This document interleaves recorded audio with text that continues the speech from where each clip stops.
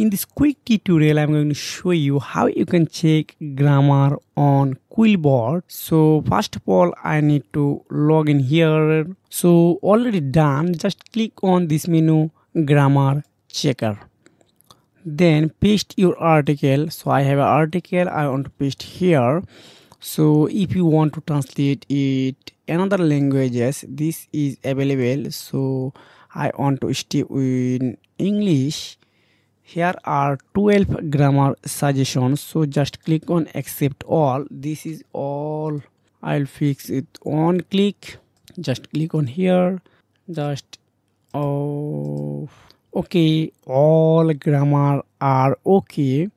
You can see here are score 92 out of 100. This is a really good for a content.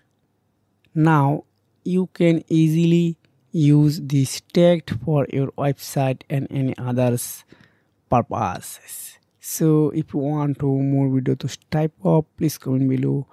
If you have found this video helpful, make sure subscribe this channel. See you again. Take care. Goodbye.